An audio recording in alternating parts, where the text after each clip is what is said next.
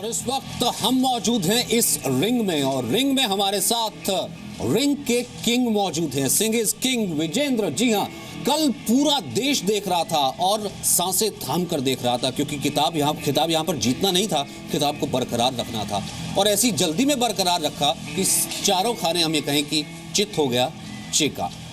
विजेंद्र, बहुत बहुत स्वागत है, बहुत मुबारक। सबसे पहले तो ये आपकी बेल्ट देखना चाहेंगे।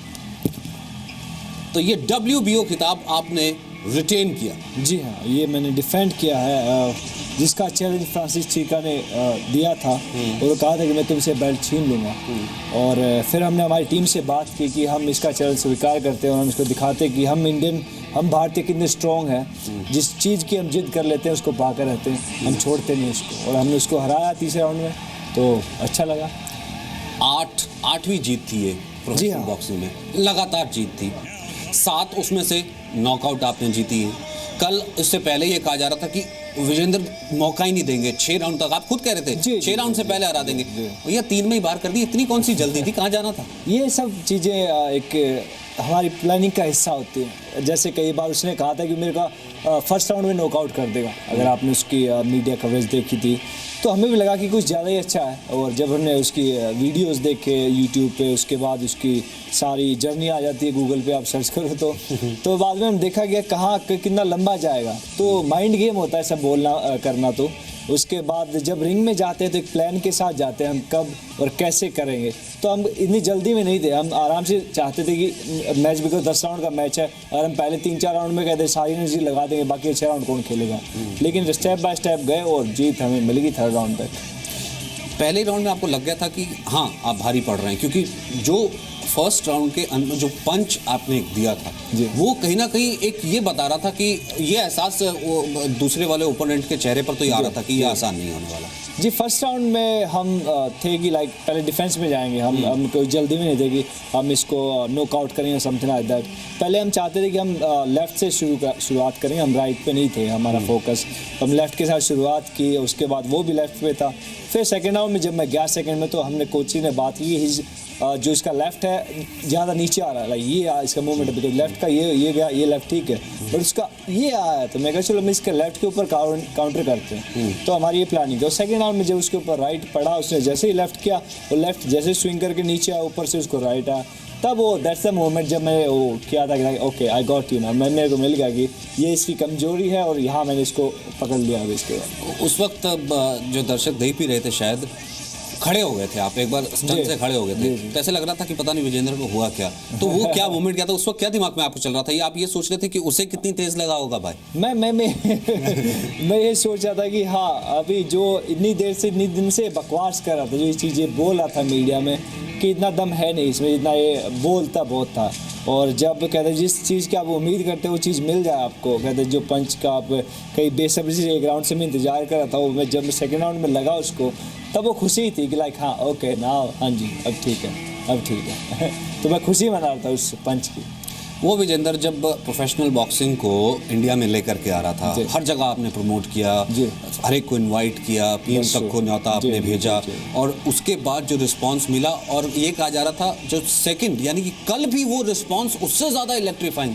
कितना खुश है विजेंद्र? जी बहुत खुश हूँ, और स्पेशली बहुत सारे लोग देखने आए थे, कई लोग नहीं आ पाए बिकॉज पर्सनल प्रॉब्लम थी उनकी, मैसेज भी आए मेरे पास। लेकिन स्पेशली बाबा रामदेव जी इतना टाइम निकाल के हरिद्वार से यहाँ आए, कई लोग बेंगलोर से आए थे, कलकत्ता से आए थे, किरण रिजिजू आए थे जो हमारे minister, Mary com, Sushil Kumar, Yogeshwar Dutt. एक स्पोर्ट्स को प्रमोट करने के लिए आई थिंक इससे बेहतर इतने ज़्यादा सेलिब्रिटीज़ जो लोग हैं वो लोग आते हैं, मैच को सपोर्ट करते हैं। और दिल्ली की पूरी जनता कहते हैं कि सब लोग आ रहे हैं, कितना प्यार दिया। तो कहते हैं स्पोर्ट्स के और क्या चाहिए, प्यार ही चाहिए, और लोगों ने प्यार उठा दिया हमारे ऊपर, तो हम बहुत खुश हैं इस चीज़ से।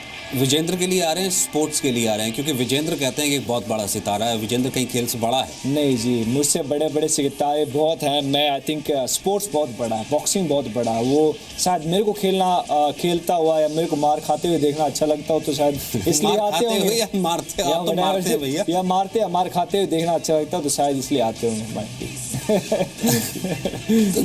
लेकिन जैसे अब ये बात आपके एक साथी भी अभी कोट कर रहे थे, वो बहुत अच्छी लगी ये बात सुन करके कि अब इंडिया वालों को क्रिकेट के अलावा दूसरे खेल के लिए पैसे देने भी आ गए, यानी पैसे खर्च करने। ऐसा नहीं था कि फ्री इवेंट था, विजेंद्र बॉक्सिंग कर रहे हैं और कोई चले गए। और वहाँ इतनी मारो मार थी कि आप टिकट्स महीनों पहले आप कोशिश कर लीजिए, नहीं मिल रहे थे। तो ये जब रिस्पॉन्स देखते हैं, इतनी फैन फॉलोइंग्स हो जाएंगी क्रिकेट के अलावा किसी खेल की, आपने सोचा था?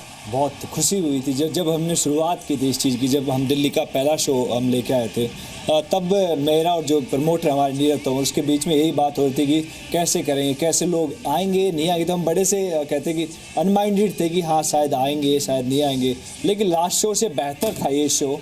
और इस शो में बहुत सारे लोग आए भी, उन्होंने पैसे भी खर्च किए। हमारे पास कई स्पॉन्सर भी थे जिन्होंने पैसे दिए इस इवेंट को बड़ा बनाने में। तो आई थिंक जो एक अदर स्पोर्ट्स है, जो क्रिकेट को ले तो हर कोई पागल है इस देश में, आपको भी मालूम है, लेकिन एक अदर स्पोर्ट्स की भी एक कहते हैं रास्ते खुल गए हैं। अगर आप अच्छा करते हैं, आप जीतते हैं, तो ऑफकोर्स लोग आपको प्यार करते हैं। और पिछले कुछ वक्त की जर्नी अगर हम कहें प्रोफेशनल बॉक्सिंग की रहे, तो वो किस तरीके से रही है? एक तरफ विजेंद्र जिसने पूरी दुनिया में कंट्री को प्राउड किया ओलंपिक्स में, बीजिंग में, और उसके बाद अब ये विजेंद्र जो प्रोफेशनल बॉक्सिंग में इंडिया को प्राउड कर रहा है, क्या किसी तरीके का फ़र्क है एक नेशन के लिए खेलना और प्रोफेशनल बॉक्सिंग इस तरीके से एक बॉक्सर के तौर पर खेलना? देखिए, मेरा काम एक बॉक्सिंग करना, मेरे को बचपन से ही कहते यही काम दिया गया कि मैं बॉक्सिंग कैसे मारता हूँ, कैसे डिफेंड करता हूँ। आपका काम जर्नलिज्म है, आपको बोलना, आप चाहे जी न्यूज़ के लिए काम करें, चाहे आज तक या किसी भी XYZ के लिए काम करें, तो आपकी जॉब तो वही होगी। तो मेरा काम चाहे प्रो में खेलूँ चाहे एमेचर में खेलूँ, मेरा काम बॉक्सिंग करना, मैं वो खेलता हूँ। अब कई लोग पसंद करते हैं, कई लोग नहीं करते, उसमें मेरा इससे कोई लेना देना नहीं। मेरे को दूसरा कोई काम नहीं आता, मेरे को सिर्फ बॉक्सिंग आती है, मैं अच्छी तरह करना जानता हूँ। कई लोग खुश हैं, ठीक है भैया, नहीं खुश है तो भैया सॉरी, मैं क्या कर सकता हूँ। तो मैं एमेचर में भी खुश था और यहाँ भी मैं खुश हूँ, दोनों चीज़ों में। अभी लेट्स से कितनी दिन तक ये जर्नी चलती है, वो कहते ऊपर वाला जानता है। तो जिस तरीके से पहले जब आप देश के लिए रिप्रेजेंट आपने किया, तो जो आपके फैंस थे या जिस तरीके से आपके सेलिब्रिटीज़ थे, जो कमेंट्स आपको देते थे और जो अब भी आपको फॉलो करते हैं, किसी तरीके का आपको लगता है कि कुछ बदलाव आया है या वैसे ही विजेंद्र ज़्यादा प्यार करते हैं, ज़्यादा देखते हैं टीम? बिकॉज पहले 3 राउंड की बॉक्सिंग होती तो पता नहीं लगता लोगों को। अभी 10 राउंड तक खेलता हूँ कई बार, तो फिर लोग खुश होते हैं कि हाँ ज़्यादा देर तक टीवी पे देखा हमने, तो बड़ा अच्छा लग रहा है। मैनचेस्टर में आप ट्रेनिंग कर रहे थे इस खास मुकाबले के लिए, और आपने कहा था खास ट्रेनिंग की है। कल जिस वक्त ये मुकाबला हो रहा था, हमने देखा वहाँ पर सुशील भी थे, योगेश्वर भी लगातार आपको सपोर्ट कर रहे थे, रामदेव खुद पहुँचे, और उसके अलावा किरण रिजिजू, तमाम पॉलिटिकल क्लास पहुँची।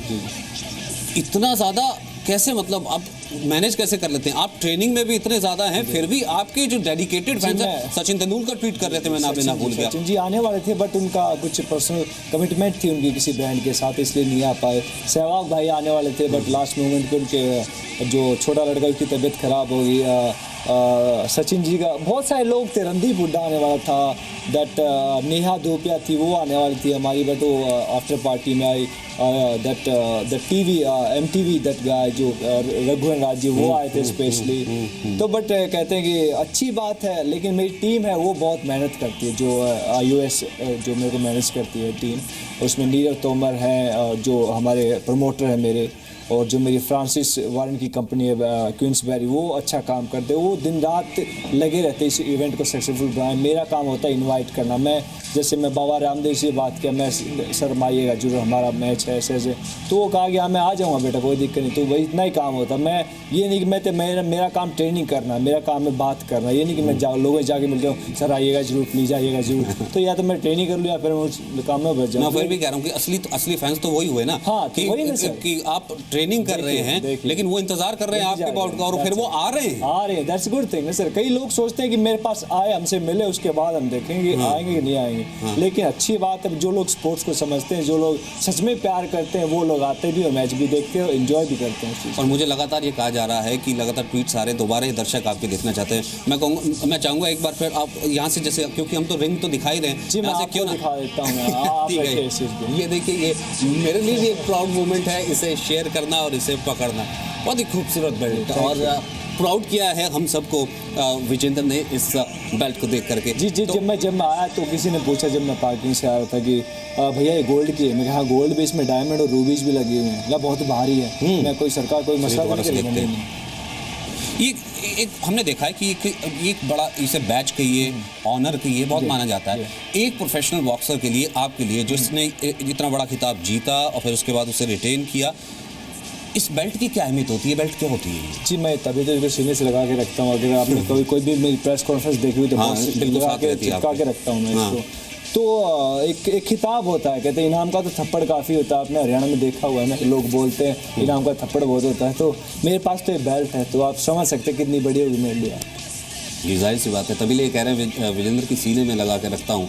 और एक और सवाल जब मैं पूछ रहा था अब हमारे ट्विटर फैन से कि विजेंद्र आने वाले हैं, तो बहुत से सवाल आ रहे थे। एक सवाल और आ रहा था कि ये बताइए अगली फिल्म कब आ रही है भैया? हम ये भी वेट कर रहे हैं कि हम वो एक फिल्म को कब तक देखें, बार बार अब हमारे को अगली फिल्म। सर, मैं इतना अच्छा एक्टर हूँ नहीं कि लोग मेरे को दोबारा देखना चाहते हैं। नहीं, ये सवाल हमने अक्षय कुमार से भी किया था, उन्होंने कहा था कि विजेंद्र बताएंगे। हाँ, नहीं, मैं बॉक्सिंग वर्ल्ड में बहुत खुश हूँ। अभी चाहता हूँ कि जब मैं वर्ल्ड चैंपियन बन जाऊँ उसके बाद मैं मूवी में आऊँ तो अच्छा रहेगा। बिकॉज किसी ने कहा कि बेटा मूवी तो कहते हैं 45 या 35 50 साल तक भी कर लेगा, लेकिन बॉक्सिंग एक लिमिटेड एज है, तब तक कर सकता, तभी तक कर ले, उसके बाद तू चाहे कहेंगे।